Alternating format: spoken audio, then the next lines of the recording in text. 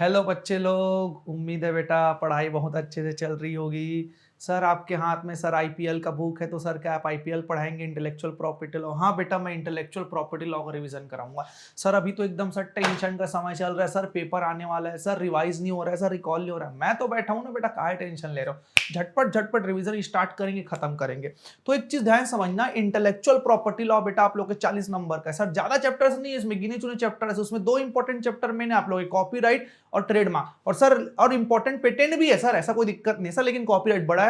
Trademark sir easy है, हम start करेंगे सर यहाँ पर ट्रेडमार्क से। समझ आए कि नहीं आए? तो ट्रेडमार्क एकदम इजी चैप्टर है, लेकिन सर इसे केस लॉ कुछ कुछ कंटेंट है जो आ सकते हैं। सर ट्रेडमार्क स्टार्ट करने से पहले कवरेज थोड़ा बता दीजिए सर, ध्यान समझना बच्चे लोग। कवरेज कितने हैं? ये जो पॉइंट्स दिख रहे हैं ना बेटा सर, टोटल मतलब 20 कंटेंट है। इतना आप लोग को पढ़ना, आप लोग का ट्रेडमार्क खत्म हो जाएगा। समझ आए कि नहीं? बस इतना सा पढ़ना है सर, ट्रेडमार्क खत्म हो जाएगा। तो सबसे पहले ना सर आप बताइए कि ट्रेडमार्क क्या होता है। आप सुनना बेटा, ट्रेडमार्क क्या होता है। देखो, दुनिया में आप कोई भी चीज ना विजुअल सिंबल में देखते हैं, जो कंपनी कोई राइट्स रखता है उसको ट्रेडमार्क बोलते हैं। चाहे वो वर्ड्स हो सकता है, चाहे वो न्यूमेरिकल हो सकता है, चाहे साइन हो सकता है। जैसे आप लोगों को सपोज एग्जांपल देता हूं सर, एक ये साइन है कोई कंपनी का, शायद तक उतना अच्छा तो मैं ऐसा ड्राइंग नहीं करता, बट फिर भी आप बता सकते हो कि इसका सर ये ऑडी का साइन है। पता है ये बेटा ट्रेडमार्क है, क्योंकि ये राइट सिर्फ उसी कंपनी को दिया गया है कि सिर्फ और सिर्फ वही कंपनी इसको यूज कर सकती है। चाहे एप्पल का लोगो ले लो, चाहे सर एचपी का लोगो ले लो। सर लोगो याद नहीं आ रहा है, दिखाता हूं बेटा, दिखाता हूं लोगो तुम लोग को। जैसे देखते हैं यहां पर, ध्यान दीजिएगा सर, यहां पर लोगो बहुत सारे हैं आप लोग के। सर जैसे कि एचपी का हो गया, ठीक है सर, फेसबुक का हो गया सर, ऑडी का हो गया सर, एप्पल का हो गया सर, ये डोमिनोज। सर डोमिनोज में थोड़ा ना फोकस करते हैं, ठीक है सर, हम तो डोमिनोज बहुत खाते हैं सर। सर आजकल पिज्जा मन भी आने लग गया सर सस्ते में। अब देखना बेटा, डोमिनोज ने ट्रेडमार्क है सर, सीधी सी बात है। अब ना एक चीज समझना, ये जो लोगो है ना बेटा सर, क्या पिज्जा हट यूज कर सकता है क्या इस लोगो को, या तो कोई छोटा मोटा कंपनी बना के कोई यूज कर सकता है? Answer is no. चाहे इंटरनेशनल कंपनी, बाहरी कंपनी क्यों ना, आप यूज नहीं कर पाओगे इस चीज को। समझ आए कि नहीं आया सबको? तो ये ट्रेडमार्क का प्रोटेक्शन है सर। ये एक शेप है सर, ये कलर का कॉम्बिनेशन है, कुछ भी हो सकता है आप लोग के ट्रेडमार्क में। बट ध्यान समझिएगा, ये एक विजुअल सिंबल है। क्या है बच्चे लोग, आप लोग के लिए विजुअल सिंबल है। इतना चीज आप लोग ध्यान रखेंगे। चलिए सर फिर फोकस करते हैं सर, एक्चुअल में हमारा होता क्या है फिर। ध्यान दीजिएगा sir, what is trademark? Trademark is a visual symbol. क्या है बच्चे लोग, बोलिए ट्रेडमार्क क्या है सर? विजुअल सिंबल है सर, जो वर्ड हो सकता है, साइन हो सकता है, नेम हो सकता है, डिवाइस हो सकता है, लेबल हो सकता है, न्यूमेरिकल हो सकता है, और कॉम्बिनेशन ऑफ कलर भी हो सकता है। कुछ भी हो सकता है सर, वर्ड भी हो सकता है सर, साइन हो सकता है सर, नेम हो सकता है, डिवाइस हो सकता है, लेबल हो सकता है सर, न्यूमेरिकल भी हो सकता है sir, combination of colour. Sir क्यों क्यों? ताकि एक एंटिटी अपने गुड्स को दूसरे एंटिटी से डिफरेंशिएट कर पाए। भाई एक आदमी दूसरे कंपनी के गुड्स को आराम से पहचान पाए। जैसे आप लोग को एग्जांपल देता हूं, अगर आप लोग के सामने मैं दो फोन रखूं, ठीक है सर, ये किसका फोन है? सर ये सैमसंग का फोन है। सर ये किसका फोन है? ये एप्पल का। कहे पता चला सर, देखो अगर मैं अभी डिजाइन एड के बारे में, शेप में बात ना करूं, तो सर एक लोगो है, ये ट्रेडमार्क का। सर इधर सैमसंग का है सर, नहीं दिख रहा है, रुको बेटा दिखाता हूं। ये देखिए, ये सर इधर एक सैमसंग का लोगो है सर, ठीक है। तो यही तो ट्रेडमार्क है ना बेटा, यही तो ट्रेडमार्क है सर। और इसका ये समझ आया कि नहीं आया? क्योंकि सर ये दोनों गुड्स को सर सिमिलर नहीं है सर, दोनों के दोनों गुड्स को डिफरेंशिएट करने की कोशिश की जाती है। समझ आया कि नहीं? इसको ट्रेडमार्क बोला जाता है। क्लियर है बच्चे लोग? अब ध्यान समझिएगा, जो ट्रेडमार्क एक्ट 1999 है ना बेटा, दो इंटरनेशनल ट्रीटी के द्वारा आया था। किसके द्वारा? दो इंटरनेशनल ट्रीटी के द्वारा आया था सर। पहला क्या था सर? पहला था पेरिस कन्वेंशन, फिर दूसरा था आप लोग का ट्रिप्स। पहला पेरिस कन्वेंशन और ट्रिप्स, इसके हिसाब से आप लोग को ट्रेडमार्क एक्ट आएगा। अब कुछ कुछ उससे फंक्शन है जो हम लोग स्टडी मेट से कवर करेंगे। चलिए सर अब समझते हैं कि फंक्शंस क्या क्या होते हैं सर ट्रेडमार्क के। तो ध्यान समझिएगा सर, ट्रेडमार्क क्या क्या फंक्शन होता है?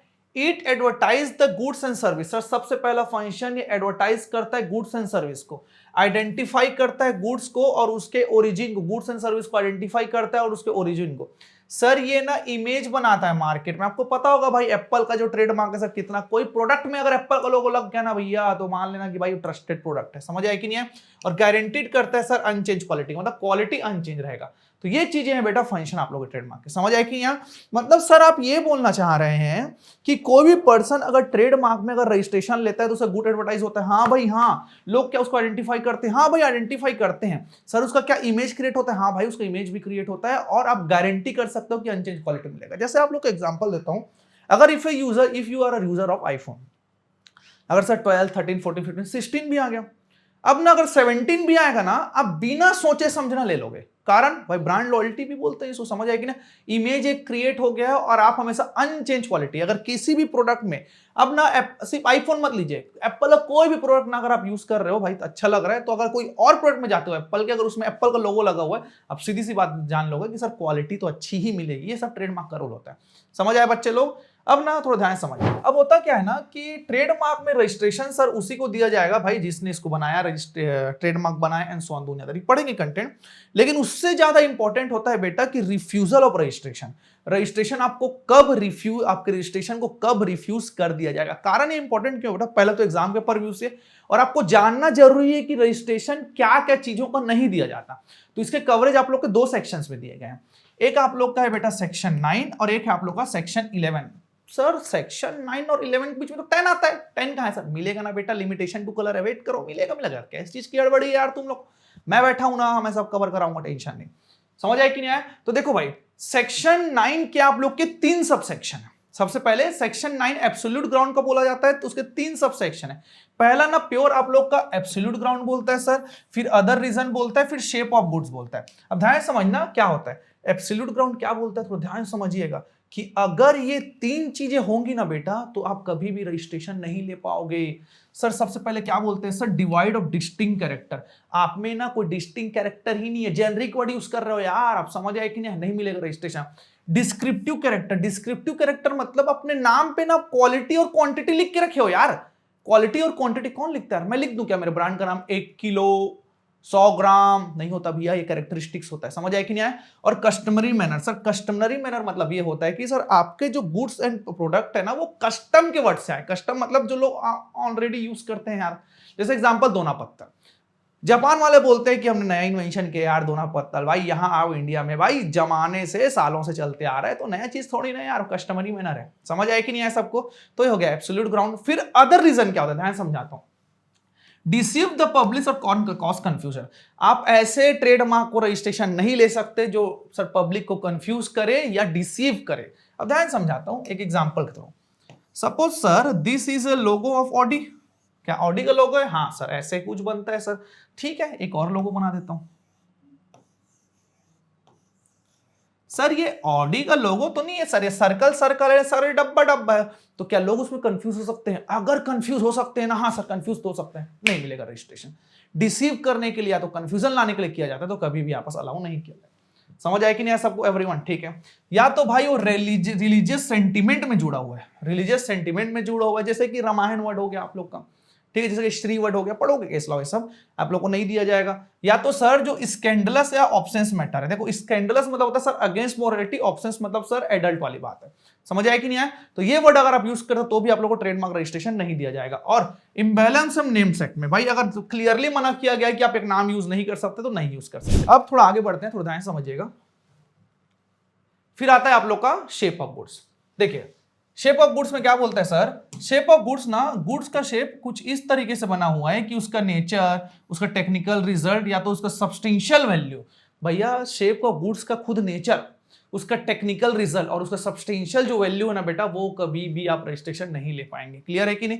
तो ये आप लोग का ग्राउंड होता है सेक्शन 9 के बारे में।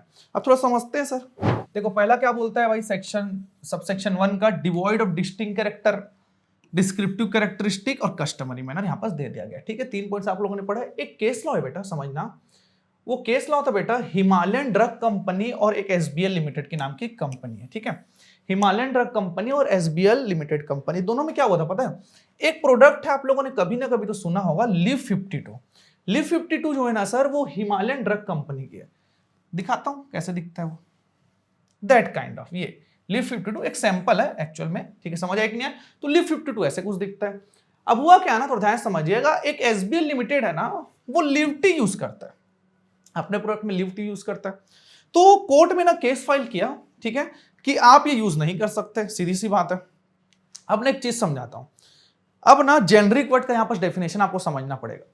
अब जो डिस्ट्रिक्ट कोर्ट है, मतलब छोटे लेवल का कोर्ट है, उसने ये बोला कि ये जो लीव है ना वो जेनरिक वर्ड है, because it is derive from the word lever. अब भाई लीवर जो है ना, मानता हूं जेनरिक वर्ड है, सीधी सी बात है भाई, हर कोई भी ऐसे बना देगा, फिर कल के डेट में हेडेक बना दोगे, ब्रेन बना दोगे, कहे चलेगा यार ये सब चीज। समझ आया कि नहीं आया? तो लोअर कोर्ट ने मना किया। अब हाई कोर्ट में अपील किया गया, यहां पास समझ आया कि नहीं, हाई कोर्ट में अपील किया गया तो हाई कोर्ट ने एक चीज बोला पता है कि leave word is not a generic although it is derive from the lever but is not actual lever word ना, वो लीव है। तो सीधी सी बात है सर, यहाँ पास जो ट्रेडमार्क है वो हिमालयन ड्रग कंपनी के पास है, और इसके अलावा और डिसाइड करने के लिए सर कौन सी कंपनी पहले से स्टेब्लिश हो चुकी है और किसकी ज्यादा रेवेन्यू हो, तो इस केस में बेटा लिव 52 ने केस जीता। समझ आया कि नहीं, हिमालयन ड्रग कंपनी। तो ये आप लोग का केस होता है। देन सर आगे बढ़ते हैं, उसके बाद आप लोग का केस है बेटा ये, तो ध्यान समझना सर, तो पेपर में भी आ गया सर एक दो बार। देखना बेटा क्या करते हैं ना, अब एक टर्म जैसे कि वर्ड है रामायण, ठीक है sir, sentimental sir religious term से जुड़ा हुआ है, तो ये वर्ड का ना कभी भी आप रजिस्ट्रेशन नहीं ले पाओगे भाई, ये डिसीजन है, सीधी सी बात है। क्योंकि सर यहां पास ना दिया हुआ है, देखो sir, if any instance if the trademark hurts any religious sentiment of the any demographic section of Indian citizen, Indian citizen के किसी भी, ध्यान समझना, रिलीजियस सेंटिमेंट अगर हर्ट करता है, सेक्शन 9 के 2 में दिया हुआ है, आप रजिस्ट्रेशन नहीं ले सकते। इवन यहां पास दिया गया सर, जैसे वर्ड आप यूज करते हो श्री, श्री क्या होता है भाई, किसी को सर सामने वर्ड लगाया जाता है सर, किसी को अगर अच्छे नाम से बुलाएं तो श्री बोला जाता है, श्री गणेश हो गया, काइंड ऑफ, समझ आया कि नहीं आया। तो बेटा इस केस में ये सब वर्ड को आप ट्रेडमार्क नहीं लगा पाओगे सर। कारण बताता हूं, अगर ना भाई किसी ने श्री वर्ड को ट्रेडमार्क लगा लिया, किसी ने रामायण को ट्रेडमार्क लगा लिया, मतलब सिर्फ वही पर्सन यूज कर पाएगा यार, ये क्या तरीका है, बाकी लोग यूज नहीं कर पाएंगे। भाई रामायण एक बहुत बड़ी चीज है भाई,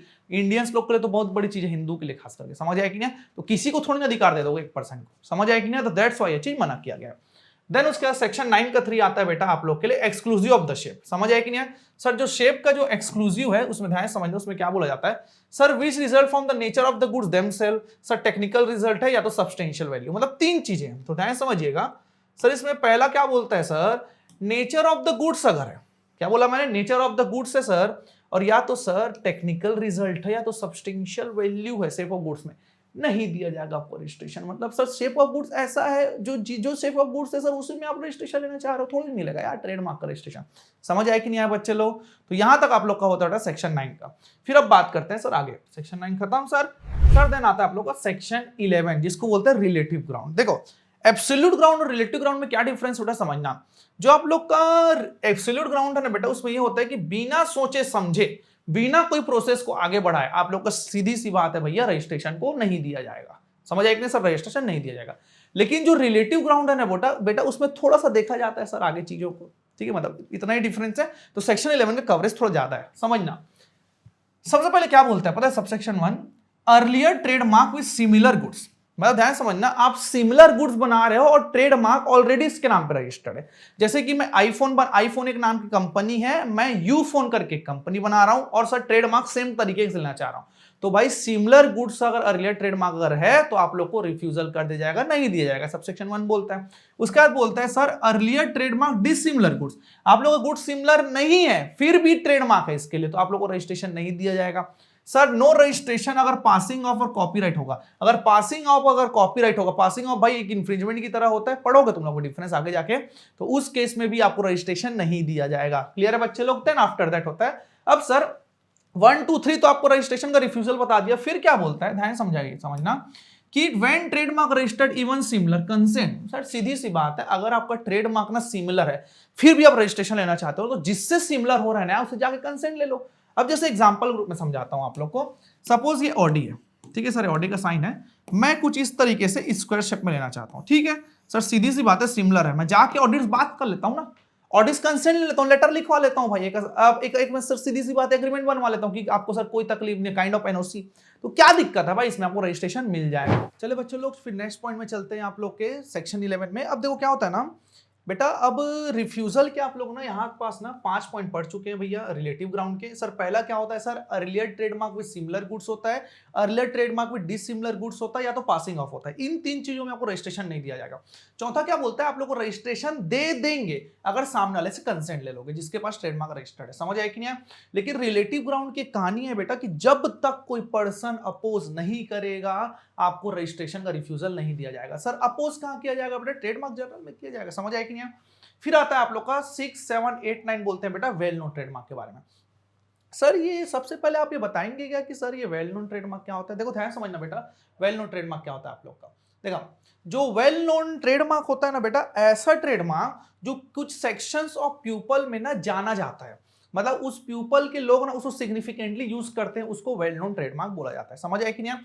तो उसके क्लॉज क्या क्या बोलते हैं, देखो जो आप लोग का सब सेक्शन 6 है ना, वो बोलता है कौन कौन से फैक्टर्स है जो बताएंगे वेल नोन है कि नहीं है सर। 7 बताएंगे कि रिलेवेंट सेक्शन ऑफ पब्लिक जानते हैं कि नहीं जानते, ये 6 हो गया, 7 हो गया। 8 बोलता है कि कोड, और सर कोड को सर या तो रजिस्ट्रार को उसको वेल नोन बताना पड़ेगा, तभी आप लोग का वेल नोन ट्रेडमार्क होगा। सर सेक्शन 9 बोलता है क्या क्या ऐसे कंडीशन जो रिक्वायर नहीं। तब सेक्शन 8 आप लोग क्या बोलता है sir, well known recognition in other code and registrar. अगर सर कोई कोर्ट ने, अगर रजिस्ट्रार ने अगर वेल नोन बोल दिया तो उसको आप लोग को वेल नोन मानना पड़ेगा। सेक्शन 9 बोलते हैं sir condition, registrar not required following condition for determining weather trademark is well known trademark और नॉट। मतलब सीधी सी बात है, कुछ कुछ ऐसे कंडीशंस हैं जिसको जो रजिस्ट्रार ने कभी भी कंसीडर नहीं करेगा। सर पहला क्या बोलता है कि सर वो इंडिया में यूज होता है, सर वो रजिस्टर्ड है, सर एप्लीकेशन इंडिया में फाइल है। मतलब पहला क्या बोलता है, इंडिया में यूज हो या ना हो वेल नोन मिल सकता है आप लोग को। समझ आए कि रजिस्टर्ड हो या ना हो वेल नोन मिल सकता है, एप्लीकेशन इंडिया में फाइल हो या ना हो वेल नोन मिल सकता है सर। और सर जो मार्क है सर वो वेल नोन है, सर रजिस्टर्ड है, in respect of application registration is filed in any jurisdiction other than country. मतलब आउटसाइड इंडिया में भी अगर फाइल है तो भी मिल सकता है यार, उसमें कोई दिक्कत नहीं आप लोग को। That the trademark is well known to the public at large in India.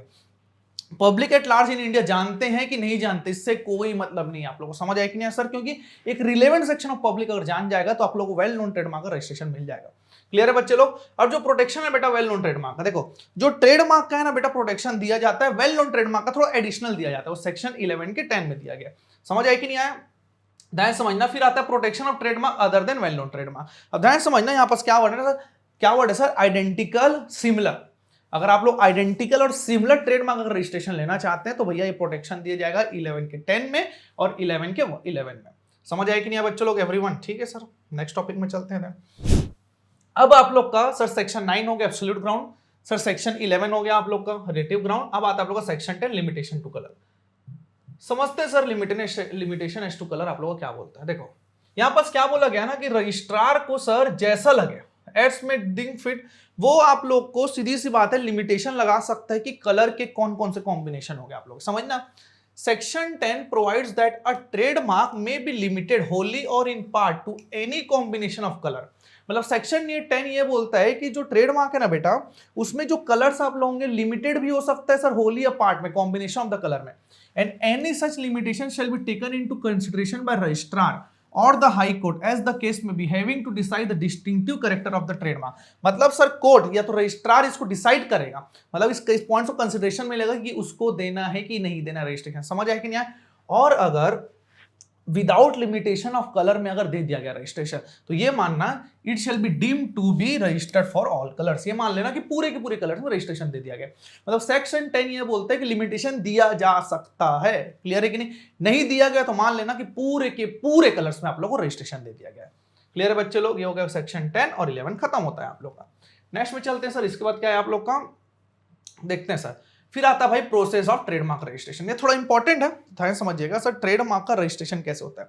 देखो बेटा एक प्रोसेस को मैं सम अप में बताता हूं। पता है आप ना एप्लीकेशन फाइल करोगे, ठीक है सर, एप्लीकेशन ना ऑनलाइन भी हो सकता है ऑफलाइन भी हो सकता है, तो कोई दिक्कत नहीं है। लेकिन सर पूरा प्रोसेस जो होगा ना, जो आप लोग रजिस्ट्रार कंट्रोलर के द्वारा होगा, वो पूरे ऑनलाइन होगा। समझ आएगी नहीं आप? सर अगर आप लोग का एप्लीकेशन एक्सेप्ट होता है तो उसको ट्रेडमार्क जर्नल में पब्लिश किया जाएगा, रिजेक्ट होता है तो आपको मौका भी दिया जाएगा, बताइए भैया क्या क्या दिक्कत आपको लग रही है, उसको ठीक करिए। इसको ऑफिस ऑब्जेक्शन भी बोलते हैं। सब चीज अगर ठीक रहा तो आपको रजिस्ट्रेशन दे दिया जाता है। तो समझते हैं सर प्रोसेस क्या क्या आप लोग का ट्रेडमार्क रजिस्ट्रेशन का। तो देखना सर, जो प्रोसेस है ना बेटा, सबसे पहले कंप्लीटली इलेक्ट्रॉनिक प्रोसेस सिस्टम है, पूरा सर इलेक्ट्रॉनिक प्रोसेस रहेगा सर। आप फाइल कर सकते हैं, ऑनलाइन कर सकते हैं सर, ऑफलाइन भी कर सकते हैं, फाइलिंग में कोई दिक्कत नहीं, ऑनलाइन भी कर सकते हैं ऑफलाइन। लेकिन सर इसके प्रोसेस जो है ना कुछ कुछ पार्ट में बटे हुए हैं। सबसे पहला प्रोसेस होता है सर प्री एग्जामिनेशन। पहले एग्जामिनेशन से पहले क्या क्या प्रोसेस होंगे, फिर एग्जामिनेशन में क्या होगा, फिर पोस्ट एग्जामिनेशन क्या होगा, फिर पोस्ट एडवर्टीजमेंट प्रोसेस क्या होता है, फिर post registration of the trademark क्या होता है। ये आप लोग के प्रोसेस 5 बटे हुए हैं। कैसे कैसे आप लोग इसको फॉलो करेंगे धीरे धीरे समझते हैं हम लोग। देखो सबसे पहले प्री एग्जामिनेशन प्रोसेस में क्या बोलता है, सबसे पहले बच्चे लोग आपको सर एप्लीकेशन फाइल करना पड़ेगा। क्या करना पड़ेगा आप लोग को? ट्रेडमार्क एप्लीकेशन फाइल करना पड़ेगा। सर हम जो ट्रेडमार्क एप्लीकेशन फाइल करेंगे ना, वो सर हमारा सर ऑफलाइन भी हो सकता है और ऑनलाइन भी हो सकता है सर, ऑफलाइन ऑनलाइन दोनों है। अगर बेटा आपके ट्रेडमार्क में अगर फिगरेटिव एलिमेंट है सर, जैसे कि आप लोग का that use non standard character style वगैरह जो स्टैंडर्ड नहीं है, अगर आप यूज करते हो तो आपको वियना कोडिफिकेशन में जाना पड़ेगा। सर ये आप लोग चैप्टर नंबर 1 में पढ़ेंगे सर वियना कोडिफिकेशन क्या होता है, क्लियर है कि नहीं। तो प्री एग्जामिनेशन प्रोसेस ये हो गया आप लोग का, क्लियर है बच्चे लोग। अब समझना इसके बाद क्या होता है आप लोग का। Then after the examination of application, देखो क्या होता है ना, ये सिस्टम जो है ना बेटा, एप्लीकेशन का अलॉटमेंट हो गया या जो भी चीजें टोटल ऑनलाइन है, तो एक ऑटोमेटेड सिस्टम है वो ना बेसिस डेट ऑफ फाइलिंग के बेस में एप्लीकेशन अलॉट करता है। मतलब सर सीधी सी बात है, फीफो मेथड वाला है, जिसने पहले एप्लीकेशन लाया उसी का पहले प्रोसेस होगा। यहां पास कोई भी जुगाड़ का मामला है ही नहीं, क्योंकि ऑफलाइन प्रोसेस नहीं है। समझ आया कि नहीं आया। तो सीधी सी बात है, अलॉटेड होगा automated system on the basis of date of filing, date of filing के बेस में होगा। अब इसमें क्या होगा पता है, आपने फाइल किया कंट्रोलर को, अब कंट्रोलर ना एग्जामिनर को भैया देगा कि आप हमको रिपोर्ट बना के दीजिए। समझ आया कि नहीं है। एग्जामिनर को कंट्रोलर फॉरवर्ड करेगा कि आप हमको रिपोर्ट बना के दीजिए। और थोड़ा ध्यान समझिएगा, यहां पास क्या पॉइंट दिया हुआ है, application and report forwarded to examination controller. समझ आया कि नहीं। फिर फॉरवर्ड किया जाएगा, एग्जामिनर सब चीज चेक कर लेगा एग्जामिनेशन रिपोर्ट को, फिर किसको फॉरवर्ड करेगा, वापस कंट्रोलर को फॉरवर्ड करेगा। अब कंट्रोलर उसको अप्रूव करेगा या रिजेक्ट करेगा। समझ आया कि नहीं। अगर अप्रूव किया ना तो सर, अगर अप्रूव करता है तो रिपोर्ट जो है ना एप्लीकेंट को इशू किया जाएगा। रिजेक्ट और एक्सेप्ट अगर होता है तो एज पर ट्रेडमार्क एक्ट ही होगा। मतलब समझ जाइए, ट्रेडमार्क एक्ट के हिसाब से रिजेक्ट और एक्सेप्ट होगा। अगर एक्सेप्ट होता है ना सर, तो तुरंत के तुरंत ट्रेडमार्क जर्नल में पब्लिश करना पड़ेगा। कहां पब्लिश करना पड़ेगा, ट्रेडमार्क जर्नल। समझेंगे ट्रेडमार्क जर्नल में कब पब्लिश किया जाता है। और अगर रिजेक्ट होता है ना, तो रिपोर्ट के साथ साथ आपको ऑफिस ऑब्जेक्शन देना पड़ेगा। ऑफिस ऑब्जेक्शन क्या होता है सर, कि आपने किस रीजन से रिजेक्ट किया, ये भी आप लोगों को बताना पड़ेगा। समझ आया कि नहीं। इशू रिपोर्ट किसको इशू करोगे सर, एप्लीकेंट को, जिसका रिजेक्ट हुआ है, विद ऑफिस ऑब्जेक्शन। और उनके रिप्लाई का वेट करोगे 30 दिन के अंदर। मतलब कंट्रोलर बताएगा कि हमारा ये ऑब्जेक्शन है, आपको क्या कहना है, 30 दिन के अंदर आप बता सकते हैं। समझ आया कि नहीं। मतलब एक मौका दिया गया आप लोगों को। फिर आता है पोस्ट एग्जामिनेशन प्रोसेस। अब देखो, एग्जामिनेशन हो गया, रिपोर्ट आपको दे दिया गया। अब इसमें क्या होता है, कंटिन्यूएशन ऑफ रिप्लाई। रिप्लाई का इंतजार किया जाएगा। रिप्लाई कितने दिन में आएगा, 30 दिन में आ जाएगा। तो ध्यान समझिएगा सर, रिप्लाई में क्या होता है, अगर रिस्पॉन्स अगर सबमिट नहीं करते कितने दिन या 30 दिन के अंदर, तो ये मान लिया जाएगा कि एप्लीकेशन आप लोग अबंडेंट हो गया for want of reply.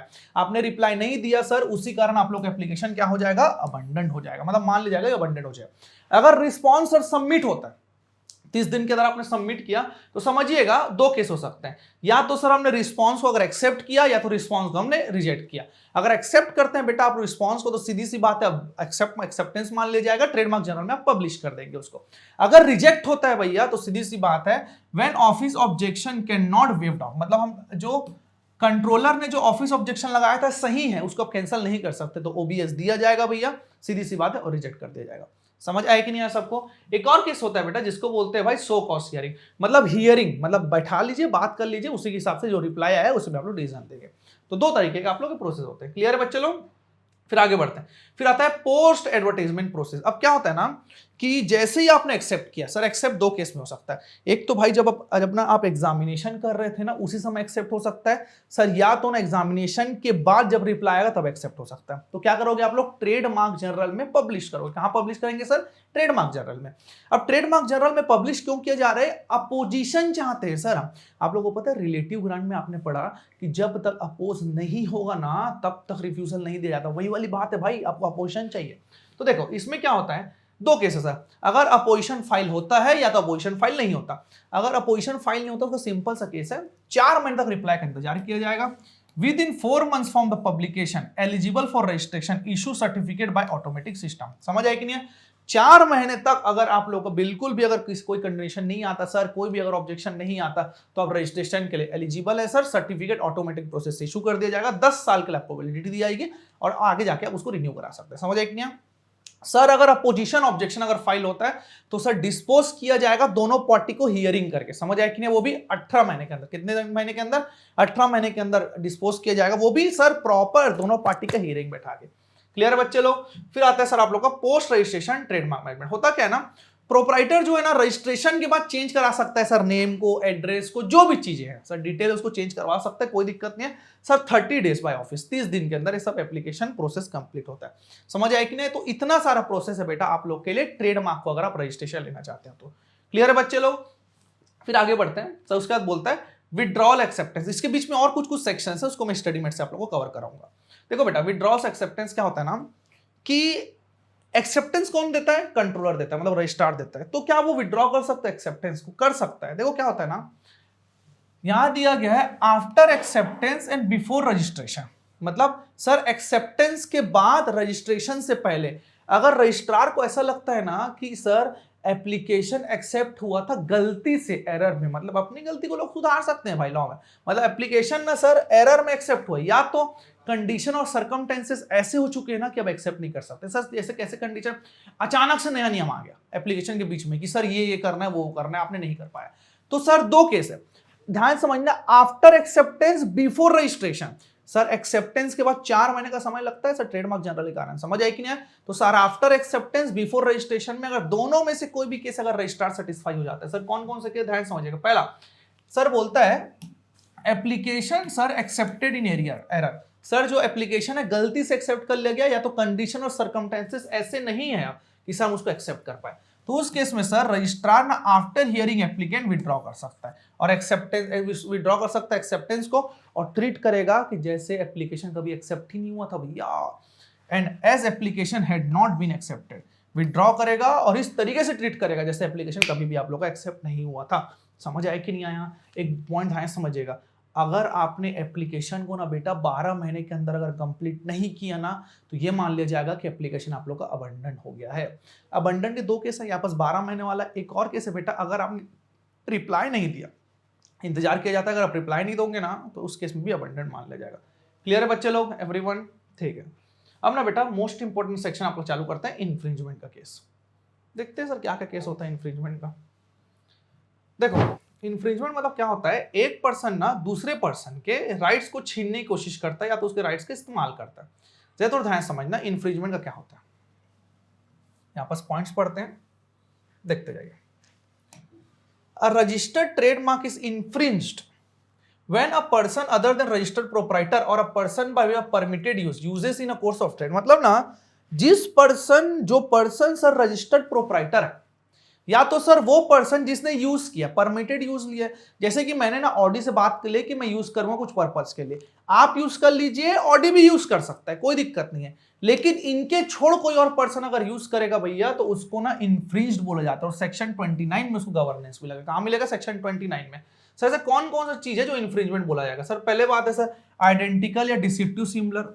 Sir डिसिप्टिव similar मतलब जैसे एग्जांपल देता हूं सर, एक प्यूमा हो गया, सर एक पोमा कंपनी, ये डिसिप्टिव सिमिलर हो गया भाई, मिलता जुलता है ना, ये चीजें हो गया। या तो सर कंफ्यूज करना चाहते हो आप लोग, या तो आइडेंटिकल सिमिलर रजिस्टर करना, सॉरी आइडेंटिकल और आइडेंटिकल गुड्स को रजिस्ट्रेशन करना चाहते हो आप लोग जो सिमिलर नहीं है सर, या तो ट्रेडमार्क को, ट्रेड नेम को रजिस्ट्रेशन लेना चाहते हो सर, लेबल को लेना चाहते हो, पैकेजिंग को लेना चाहते हो। समझ आए कि नहीं आए? तो ये सब जो केसेस है ना बेटा आप लोग का, ये सब इन्फ्रिंजमेंट का केसेस माना जाएगा। क्लियर बच्चे लोग? ये हो गया सेक्शन 29। लेकिन उसके बाद मोस्ट इंपॉर्टेंट पता है जिससे आप लोग क्वेश्चंस आते ही आते हैं, मान लीजिए, समझ आए कि नहीं, वो होता है बेटा आप लोग का कि ऐसे कौन कौन से केस हैं जो इन्फ्रिंजमेंट नहीं माने जाएंगे। समझ आए कि नहीं? तो सेक्शन 30 बोलता है, ध्यान समझना। लोगों को ऐसा लगता है कि ये इन्फ्रिंजमेंट है, लेकिन वो इन्फ्रिंजमेंट नहीं होता। देखो सबसे पहला केस क्या होता है बेटा, ऑनेस्ट प्रैक्टिस इन ट्रेड। देखो क्या होता है ना, एक्चुअली में आप ना ट्रेडमार्क को तो यूज कर लिए, कोई दिक्कत नहीं, लेकिन आप ईमानदारी से यूज कर रहे हो, मतलब sir which do not amount to undue advantage, आप कोई अनड्यू एडवांटेज के लिए उसको यूज नहीं कर रहे हो। It is not detrimental to distinctive character, it's not against the reputation of the trademark. मतलब तीन चीजें अगर है, मतलब सर आप जानबूझ के फायदा नहीं ले रहे हो, ठीक है सर, या तो डेट्रीमेंटल नहीं, मतलब किसी को हार्म नहीं पहुंचाना चाह रहे हो कैरेक्टर में, और सर उसके ओरिजिनल ट्रेडमार्क के ना रेपुटेशन और गुडविल के खिलाफ नहीं है, तो आप यूज कर सकते हो, इसको इन्फ्रिंजमेंट नहीं माना जाएगा। समझ आए कि नहीं आया? फिर देन आफ्टर दैट आप लोग का आता है बेटा use indicate quality, quantity geographical location, मतलब सर आप ना क्वांटिटी और क्वालिटी के लिए, जैसे सर्टिफिकेशन होता है आप लोग का, ऐसे सर्टिफिकेशन हो गया आप लोग का, एक मार्क हो गया, जो भी चीजें, समझ आए कि नहीं आया? तो ये सब अगर आप यूज करना चाहते हो तो भी बेटा इन्फ्रिंजमेंट नहीं कहलाएगा। फिर आता है यूज एज पर लिमिटेशन और कंडीशन रजिस्ट्रेशन। क्या होता है ना, आपको जो रजिस्ट्रेशन है ना बेटा, जो रजिस्ट्रार है ना कुछ लिमिटेशन देख के बोल सकता है, क्योंकि तकलीफ हो सकती है, तो अगर आप उस दायरे के अंदर अगर काम करते हो तो कभी भी इन्फ्रिंजमेंट नहीं कहलाएगा। समझ आए कि नहीं आया? ठीक। ट्रेडमार्क अप्लाइड बाय प्रोप्राइटर और registered proprietor but not remove. अब एक्चुअली होता क्या है ना, मेरे को पता चल गया कि एक पर्सन है, ठीक है, एप्पल वाला, वो अपना ट्रेडमार्क रिमूव करने के लिए एप्लीकेशन दिया हुआ है, मैंने झट से एप्लीकेशन दे दिया नया, तो इस केस में या तो मैं उसको यूज करना चालू कर दिया तो मैंने इन्फ्रिंजमेंट नहीं किया, कारण उसने रिमूवल के लिए अप्लाई किया था लेकिन अभी तक रिमूव नहीं हुआ है तो भी इंफ्रिंजमेंट नहीं माना जाएगा। समझ आया कि नहीं है? फिर क्या बोलता है, indicating service perform by the registered proprietor user. मतलब सीधी सी बात है भाई, कोई भी सर्विस ना परफॉर्म किया जाता है सर रजिस्टर्ड प्रोप्राइटर के बदले। जैसे एग्जांपल देता हूं आप लोग को, जैसे कि एक टाटा कंपनी, ठीक है, टाटा कंपनी सर अपने कार्स में अब एआई इंटेलिजेंस देना चालू कर दिया, सब चीजें, तो उनके पास तो सर्विस है नहीं, तो ये लेते हैं, लेट्स एग्जांपल इंटेल से लेते हैं, ठीक है, इंटेल से अगर टैक्स सिस्टम लेते हैं तो इंटेल जो काम कर रहा है ना बेटा, टाटा का नाम यूज कर रहा है या तो टाटा इंटेल का नाम यूज कर रहा है, या इंफ्रिंजमेंट नहीं माना जाएगा। समझ आया कि नहीं? फिर आता है use of goods as a part in other goods. इसका एग्जांपल एकदम सिंपल सा है, ध्यान समझिएगा। सपोज ये मेरा कार है भाई, डिजाइनर कार। अब देखो ये सर कार है सर टाटा का, किसका कार है बच्चे लोग? ये टाटा का कार है, ठीक है। अब इसका टायर तो टाटा का नहीं होगा ना सर, ये तो एमआरएफ का टायर है, इसका ये एमआरएफ का टायर। तो ध्यान समझना, कोई भी गुड्स जो है ना दूसरे अदर गुड्स का पार्ट अपने यूज करता है तो बेटा ये इंफ्रिंजमेंट नहीं कहलाता भाई, ये बिजनेस पर्पस है, करना तो पड़ेगा। मतलब आप ये नहीं बोल सकते कि टाटा की गाड़ी में एमआरएफ का लोगो क्यों है यार भाई, उसे गाड़ी में उसके टायर में है, टायर तो एमआरएफ का है ना। समझ आए कि नहीं आया? तो ये भी आप लोग का इंफ्रिंजमेंट नहीं कहलाएगा। फिर आगे बढ़ते हैं, फिर क्या बोलता है भाई, सीधी सी बात है, देन आफ्टर दैट बोला जाता है use of mark in exercise of right given by registration under that. मतलब आप इसलिए यूज कर रहे हो क्योंकि आप लोगों को रजिस्ट्रेशन मिला है भाई, चाहे गलती से मिले चाहे जो भी केस हो, आपको रजिस्ट्रेशन मिल गया ना, तो इस केस में आप लोग को इंफ्रिंजमेंट नहीं माना जाएगा।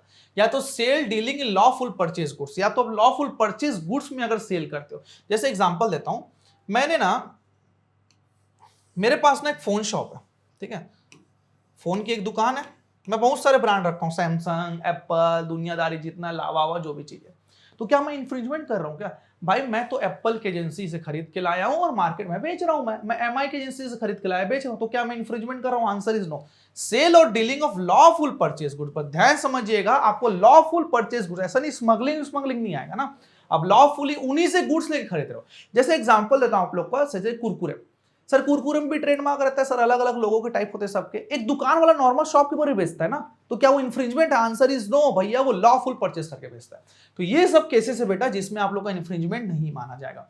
क्लियर बच्चे लोग? अब एक डिफरेंस आता है सामने सर, इंफ्रिंजमेंट और पासिंग ऑफ में क्या मतलब होता है? देखो इंफ्रिंजमेंट ना बेटा एक बहुत बड़ा वाइडर टर्म है, समझ आया कि नहीं आप? मतलब इंफ्रिंजमेंट सिर्फ और सिर्फ रजिस्टर्ड ट्रेडमार्क का होता है और पासिंग ऑफ जो होता है ना अनरजिस्टर्ड ट्रेडमार्क का होता है। मतलब जैसे कि ना मैं ट्रेडमार्क, जैसे एग्जांपल आप लोग का ईआई का दिख रहा होगा लोगो, सपोज ये ट्रेडमार्क अगर रजिस्टर्ड है तो इंफ्रिंजमेंट में जाएगा, अगर नहीं है तो पासिंग ऑफ में जाएगा। समझते किस तरीके से? पढ़ते हैं थोड़ा सा, देखो क्या दिया गया, इंफ्रिंजमेंट ऑफ ट्रेडमार्क और पासिंग ऑफ। देखो क्या होता है, रीड करते करते समझते हैं sir. Trademark infringement is a violation of exclusive right attached to a trademark without the authorization of the trademark owner or any licensee। मतलब सीधी सी बात है भाई, आप ना ट्रेडमार्क का इंफ्रिंजमेंट करते हो सर जो एक्सक्लूसिवली राइट्स अटैच है उसमें, बिना सर ऑथराइज पर्सन की यूज किए। समझ आया कि नहीं है? और सर पासिंग ऑफ क्या होता है, आप कॉमन लॉ ऑफ टॉट है, कॉमन लॉ मतलब जो कॉमन लॉ चलता है सर उसमें है अनरजिस्टर्ड ट्रेडमार्क राइट्स। क्या बोला जाता है भाई यहाँ पास? Unregistered trademark. सर ऐसे ट्रेडमार्क जो रजिस्टर्ड नहीं, अगर आप उसका वॉल्यूशन करते हो तो उसको पासिंग ऑफ बोला जाता है। इंफ्रिंजमेंट सिर्फ और सिर्फ सर रजिस्टर्ड ट्रेडमार्क का किया जाता है, बट सर पासिंग ऑफ जो है भाई registered trademark as well as unregistered trademark का भी कर सकते हैं सर, कोई दिक्कत नहीं उसमें। समझ आया कि नहीं है? अब देखो डेफिनेशन ना, इंफ्रिंजमेंट इज वेरी वाइड। समझ आया कि नहीं? इंफ्रिंजमेंट का डेफिनेशन ना बहुत ज्यादा है। Similarity and likely to confuse is sufficient to establish infringement of trademark. अगर आप ना सिमिलैरिटी और कंफ्यूजन अगर करोगे ना बेटा तो सीधी सी बात है भैया ये आप लोग का इंफ्रिंजमेंट बना देगा। लेकिन पासिंग ऑफ कब होता है पता है? डिसेप्टिव सिमिलर में होता है। किसमें होता है बच्चे लोग? Deceptive similar. Sir deceptive similar का एग्जांपल चाहते हैं सर हम? एक मिनट बेटा, मेरे पास एग्जांपल रेडी है आप लोग का डिसेप्टिव सिमिलर के लिए। Wait wait wait wait, where is deceptive similar? This one. देखो बेटा ये डिसेप्टिव सिमिलर है। देखो कैसे समझना क्या क्या होता है डिसेप्टिव सिमिलर में। देखो पहला क्या होता है भाई, ये प्यूमा है, ठीक है, ये कोमा है और उल्टा है भाई, ये नाइकी है, ये न्यू के। सर कैसे कैसे एग्जांपल है सर? हाँ भाई ऐसे कंपनी बिकते हैं, जैसे आप जाना टपरी अपरी में सर जहाँ जूता उता बिकता है सब करता है भाई, ऐसे कंपनी बिकते हैं। ये आप लोग का डिसेप्टिव सिमिलर है। समझ आए कि नहीं आया? तो डिसेप्टिव सिमिलर पूरा कवर करता है आप लोग के पासिंग ऑफ के अंडर। समझ आए बच्चे लोग? देन आगे बढ़ते हैं। तो इसका मतलब बेस ऑफ एक्शन। अब यहाँ पास ये बोला जाता है कि for infringement action one has to prove violation of his statutory rights. Sir किसी भी पर्सन को अगर इंफ्रिंजमेंट अगर प्रूफ करना है तो भाई उसके स्टैट्यूटरी राइट्स का ना वायलेशन होना चाहिए, ये प्रूफ करना पड़ेगा। और पासिंग ऑफ के लिए ना भाई एक पर्सन को मिस रिप्रेजेंटेशन, डिसीव्ड और बैड फेथ, मतलब सीधी सी बात है गलत विश्वास या तो मिस रिप्रेजेंटेशन या तो डिसीव वाली बात है, ये सब चीज शो करना पड़ेगा तभी आप लोग का पासिंग ऑफ हो पाएगा। क्लियर है बच्चे लोग यहां तक? तो उम्मीद है बेटा कि आप लोग को इन्फ्रिंजमेंट और पासिंग ऑफ के बीच डिफरेंस समझ आ गया होगा, पेपर में पूछा जाता है, ये चीज ध्यान रखेंगे। क्लियर है? देन सर थोड़ा आगे बढ़ते हैं। अब आप लोग का कुछ बचे हुए सेक्शन को खत्म करते हैं जो छोटे छोटे सेक्शन है लेकिन थोड़ा थोड़ा इंपॉर्टेंट है। अब देखो क्या बोलता है सेक्शन 13, क्या बोलता है कि आप ऐसा नाम नहीं रख सकते बेटा जो केमिकल एलिमेंट या तो इंटरनेशनल प्रोप्राइटरी नेम है। जैसे कि केमिकल एलिमेंट में नाम क्या होता है जो सर जो कॉमनली यूज होता है, जो एक्सेप्टेड नेम है जो सिंगल केमिकल एलिमेंट का, जैसे कि कार्बन डाइऑक्साइड हो गया, हीलियम, ऐसे नाम से आप ट्रेडमार्क रजिस्ट्रेशन नहीं ले सकते। या तो दूसरा बोलता है सर ऐसे वर्ड्स ना जो वर्ल्ड हेल्थ ऑर्गेनाइजेशन ने उसको इंटरनेशनल नॉन प्रोप्राइटरी नेम बोला गया, जैसे कि पैरासीटामोल हो गया। भाई ये दवाई पैरासीटामोल कंपनी नहीं है, कोई ट्रेडमार्क इसको यूज नहीं कर सकता। समझ आया कि नहीं आया? तो सेक्शन 13 ये बोलता है कि केमिकल एलिमेंट और इंटरनेशनल नॉन प्रोप्राइटरी, तो WHO ने बताया, समझ आए? वर्ल्ड हेल्थ ऑर्गेनाइजेशन ने अगर ये चीज बता दिया तो नहीं यूज कर पाएंगे। क्लियर बच्चे लोग? देन आफ्टर दैट सर उसके बाद आता है लिविंग पर्सन की कहानी। Use of name representation of living person और पर्सन रिसेंटली डेड। क्या होता है ना, आप ना कोई भी ऐसे पर्सन जो लिविंग है, जो जिंदा है, उसका ना फॉल्सली रिप्रेजेंट नहीं कर सकते। या तो ऐसा पर्सन जिसकी डेथ हुई है और 20 साल अभी तक नहीं बीता हुआ है, तो उसका आप नाम यूज नहीं कर सकते। अगर करना चाहते हो ना भैया तो आपको कंसेंट लगेगा, वो भी राइटिंग में, तो आप कर सकते हो, इसमें कोई दिक्कत नहीं। तो यहां पर क्लियर से ये बात बोला गया है कि अगर आप फॉल्सली सजेस्ट करते हो सर कोई लिविंग पर्सन का, या तो सर उसका डेथ हुआ है सर विद इन 20 डेज, मतलब 20 साल के अंदर का डेथ हुआ है, तो आप लोग रजिस्ट्रेशन नहीं ले पाओगे उसके नाम पे। क्लियर है कि नहीं बच्चे लोग? फिर आता है sir application of registration. Sir ठीक है, इसको कवर कर लिए हम लोग। सर रिमूवल हो गया, सर ये एडवर्टीजमेंट भी हो गया। अब ना रजिस्ट्रेशन प्रोसेस का डेट को समझते हैं थोड़ा सा, ठीक है? डेट सिंपल है फिर भी।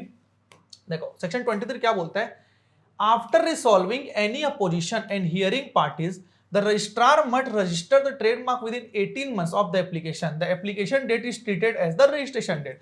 पूरे मैटर्स को रिसॉल्व करने के बाद रजिस्ट्रार को 18 महीने के अंदर रजिस्ट्रेशन ले देना पड़ेगा। और सर जो रजिस्ट्रेशन जो डेट होगा ना भाई, वो एप्लीकेशन डेट की तरह माना जाएगा। समझ आए कि नहीं आया? ठीक है सर। और सीधी सी बात है, upon registration the registrar will issue certificate in prescribe font and seal with the registrar seal. सीधी सी बात है भाई, मिलेगा फिर आपको रजिस्ट्रेशन सर्टिफिकेट दिया जाएगा। वो भी किस में दिया जाएगा? ऑटोमेटेड प्रोसेस में दिया जाएगा। If the registration isn't complete within 12 months due to applicant fault, the registrar may treat the application as abandoned। समझ आए कि नहीं आए? अब समझना, अगर सर एप्लीकेंट के फॉल्ट के कारण अगर 12 महीने के अंदर आप लोग अगर एप्लीकेशन कंप्लीट नहीं कर पाते तो उसको अबंडेंट माना जाएगा। समझ आए कि नहीं आया? यस और नो? अब देखो फिर ट्रेडमार्क रजिस्ट्रार ना अमेंड कर सकता है अगर कुछ क्लरिकल एरर है और ऑब्वियस मिस्टेक है। छोटे मोटे अगर मिस्टेक है ना तो उसको ठीक किया जा सकता है। समझ आए कि नहीं? फिर सेक्शन 25 बोलता है बेटा आप लोग के ड्यूरेशन के लिए। आप लोगों को पता होगा कि ट्रेडमार्क का ड्यूरेशन कितना होता है? बोलो बोलो बोलो सबके सब 10 साल के लिए होता है। समझ आए कि नहीं? It allows registration of trademark for a period of 10 years। फिर क्या बोलते हैं sir? It also allow renewal registration for successive period of 10 years from the original registration of last renewal. मतलब 10 साल 10 साल 10 साल 10 साल 10 साल जब तक चाहे तब तक आप रजिस्ट्रेशन ले सकते हो सर, कोई दिक्कत नहीं उसमें। समझ आए बच्चे लोग? ठीक है सर। देन आफ्टर दैट क्या बोलता है आप लोग? Effect of registration sir complete हो गया सर हम लोग का। सर इन्फ्रिंजमेंट, अब आप लोग का कुछ कुछ कलेक्टिव सर ऐसे डेफिनेशंस है, वो सब बच्चे आप लोग को उसको कवर करते हैं। हाँ सर, अब बाकी आप लोग का सर असाइनमेंट। असाइनमेंट और ट्रांसमिशन आसान है, लेकिन आप असाइनमेंट मतलब समझिए होता क्या ना, असाइनमेंट मतलब ये होता है कि जब एक पर्सन दूसरे पर्सन को अपने टास्क को ना, या तो काम को या तो परफॉर्मेंस को या तो राइट्स को ट्रांसफर करता है, उसको असाइनमेंट बोला जाता है। जैसे कि मैंने आपको ट्रांसफर किया, लेकिन असाइनमेंट जो है ना बेटा आप लोग का सिर्फ और सिर्फ एग्रीमेंट के थ्रू होगा, लिखना पड़ेगा। लेकिन sir what is transmission? Transmission क्या होता है बेटा? डेथ के केस में होता है, जिसको ऑपरेशन ऑफ लॉ बोलते हैं। जैसे मेरी मृत्यु हो गई, डेथ हो गई, तो जो मेरा बेटा है सर या तो मेरा लीगल रिप्रेजेंटेटिव है, उसको राइट्स दिए जाएंगे, उसको ट्रांसमिशन बोलते हैं। तो पहले बेटा आप असाइनमेंट और ट्रांसमिशन के बीच में डिफरेंस समझते हैं। देखिए यहां पर एकदम सिंपल सा डेफिनेशन है, हम लोग रीड करते हैं। Assignment means assignment in writing by act of the parties concern. मतलब सर किसमें होगा? सर राइटिंग में होगा।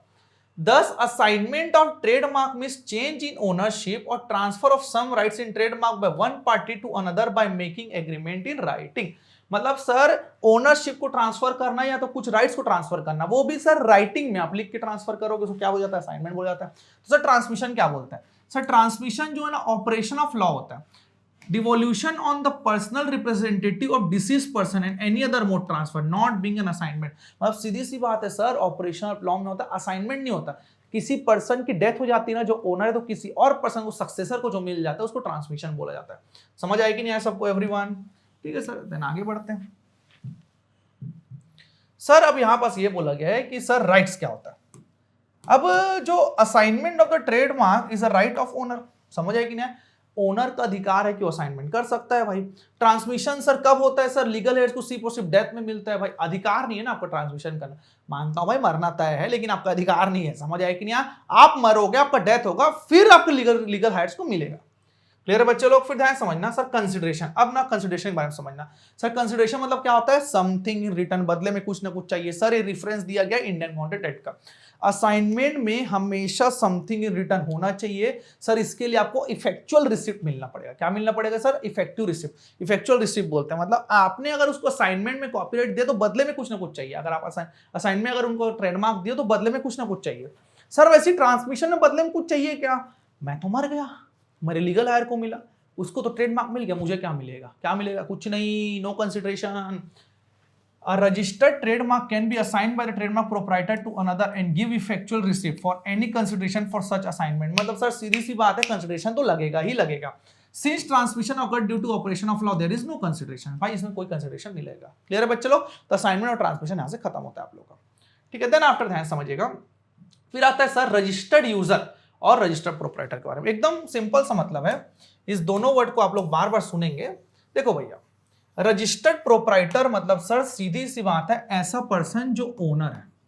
कौन है? जो ओनर है। और सर रजिस्टर्ड यूजर कौन है? आप लोग का लाइसेंसी है या तो असाइनी है, जिसको आपने काम को असाइन किया। मतलब रजिस्टर्ड प्रोप्राइटर सर जो फर्स्ट टाइम रजिस्ट्रेशन लेता है। सर रजिस्टर्ड यूजर जिसको परमिट दिया गया। सपोज ना मैं आप लोग को एग्जांपल देता हूं, डोमिनोज का लोगो देखे हो? हाँ सर देखिए सर, हम लोग खाने भी जाते हैं सर, डोमिनोज का लोगो टंगा होता है। क्या वो जो सपोज है रायपुर के कलर्स मॉल में है, ठीक है, तो क्या जो कलर्स मॉल का जो आउटले है, वो जो दुकान चलाता है, क्या उसका है क्या डोमिनोज? आंसर इज नो भैया, उसने लाइसेंस लिया है इस चीज के लिए कुछ समय के लिए, फ्रेंचाइजी भी बोलते हैं, समझ आए कि नहीं? वो रजिस्टर्ड यूजर है। और सर रजिस्टर्ड प्रोप्राइटर कौन है? वो डोमिनोज का मालिक है। समझते हैं सर क्या मतलब होता है यहां पास? A registered proprietor of trademark means the person for time being enter in the registered as a proprietor of the trademark। मतलब सर ट्रेडमार्क के रजिस्टर्ड में जिसका नाम प्रोप्राइटर से लिखा हुआ है वो आप लोग का ट्रेडमार्क का ओनर होता है। समझ आया कि नहीं आया? फिर आता है बेटा आप लोग का रजिस्टर्ड यूजर। तो sir registered proprietor of trademark होता क्या है? देखो, a registered proprietor of trademark means the person for the time being enter in the registered as a proprietor of trademark। मतलब सर वो पर्सन जिसका नाम ना रजिस्टर्ड ऑफ ट्रेडमार्क में लिखा हुआ है। सपोज ये रजिस्टर्ड ऑफ ट्रेडमार्क है सर, इसमें ना सर नाम लिखा हुआ है कि सर राहुल ओनर है, तो वही रजिस्टर्ड प्रोप्राइटर। समझ आया कि नहीं आया? फिर क्या बोलता है sir? A person using the trademark with the permission of the registered proprietor of trademark is a registered user of trademark. मतलब रजिस्टर्ड प्रोप्राइटर के पर्सन से अगर कोई पर्सन यूज करता है उसको रजिस्टर्ड यूजर बोलते हैं। शायद उसको सर असाइनमेंट वाला केस है। हाँ भाई असाइनमेंट वाला ही केस है। समझ आया कि नहीं? Any person claiming to be the proprietor of trademark used or are proposed to be used by him who is desirous of registering it shall apply in writing to the registrar in the prescribed manner for the registration of his trademark। कोई person जो trademark के sir claim करता है कि मेरा trademark है, आप registration ले सकते हो भाई प्रिस्क्राइब फॉर्म में।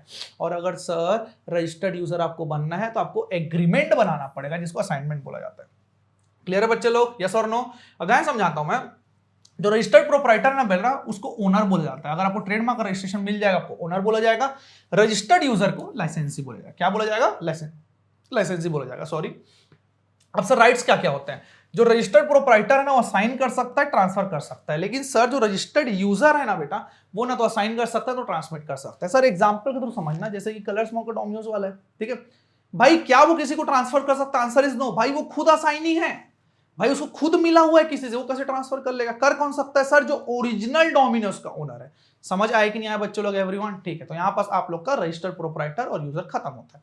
क्लियर है? अब sir removal of the trademark के बारे में समझते हैं। क्या ट्रेडमार्क को रिमूव किया जाता है? अब देखो बेटा क्या होता है ना, जो आप लोग को राइट्स दिया गया है ना इंटेलेक्चुअल प्रॉपर्टी लॉ में ना, वो इसलिए दिया गया है कि आप लोगों के भलाई के लिए यूज करो भाई उसको।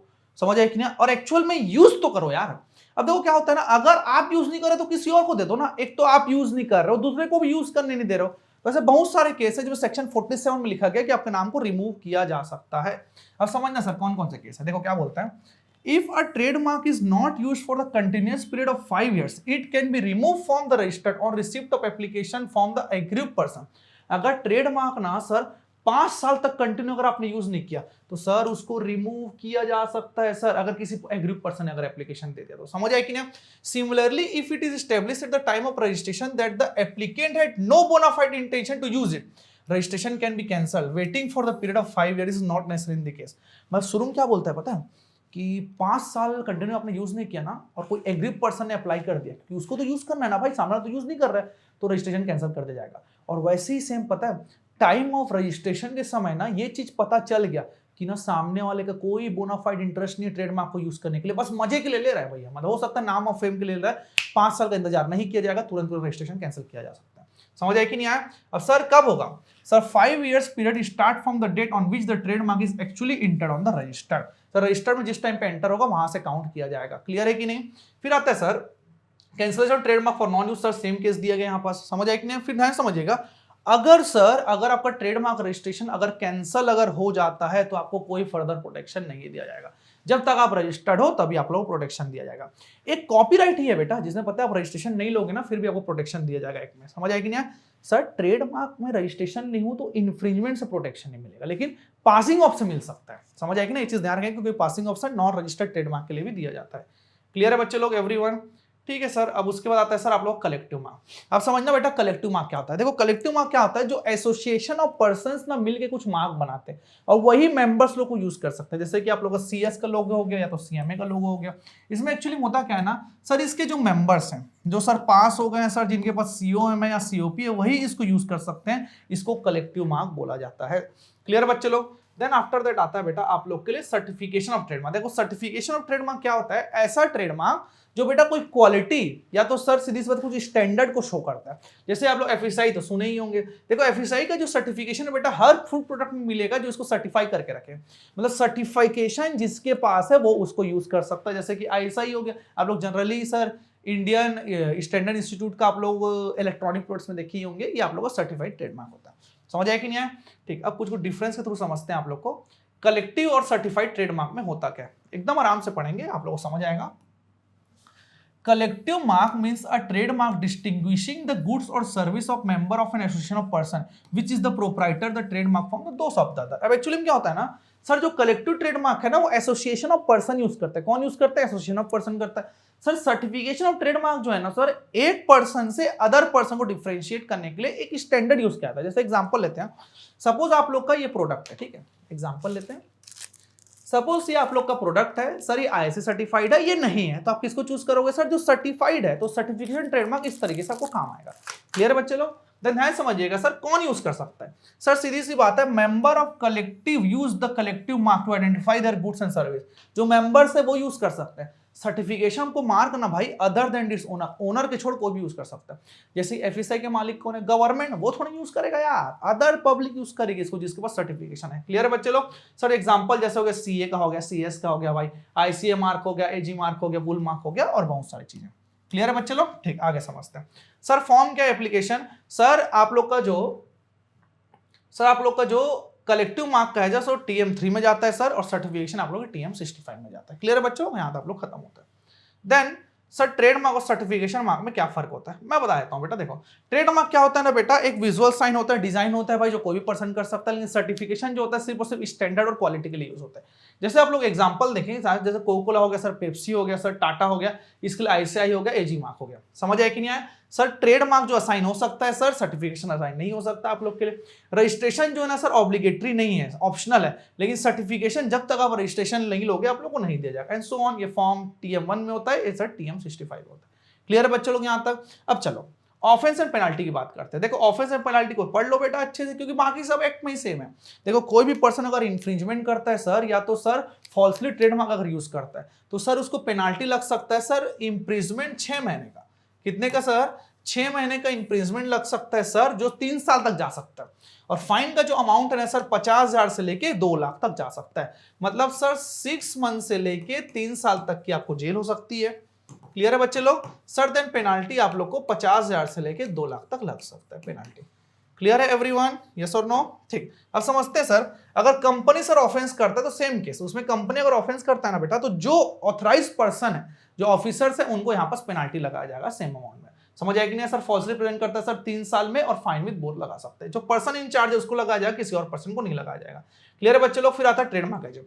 देखो ट्रेडमार्क एजेंट कौन होता है सर? ऐसा पर्सन जो ट्रेडमार्क के पर्पस के लिए रजिस्ट्रार को सर एनी पर्सन के द्वारा, मतलब जैसे कि मैं अगर ट्रेडमार्क एप्लीकेशन देना चाहता हूं तो कौन मेरे को रिप्रेजेंट करेगा? तो ट्रेडमार्क एजेंट होता है, ऑथराइज पर्सन बोलते हैं। सर कौन बन सकता है सर? एक लीगल प्रैक्टिशनर बन सकता है सर, एक ट्रेडमार्क एजेंट बन सकता है सर, और कोई पर्सन जो प्रिंसिपल के द्वारा एम्प्लॉयड होता है। सर क्वालिफिकेशन क्या होता है सर? सिटीजन ऑफ इंडिया होना चाहिए सर, कम से कम 21 साल का होना चाहिए सर, ग्रेजुएट होना चाहिए या तो इक्विवेलेंट होना चाहिए और एग्जामिनेशन पास करना है सर, या तो एडवोकेट होना चाहिए, तो कंपनी सेक्रेटरी होना चाहिए। समझ आया कि नहीं आया? सर एप्लीकेशन देना पड़ता है एंड सो ऑन। क्लियर है बच्चे लोग यहां तक आप लोग को? तो बेटा यहां पास आप लोग का मेजर पार्ट ट्रेडमार्क का खत्म होता है। एक दो बस टॉपिक है जो उतना रिलेवेंट नहीं है, तो मैं रिवीजन में आप लोग कवर नहीं करूंगा।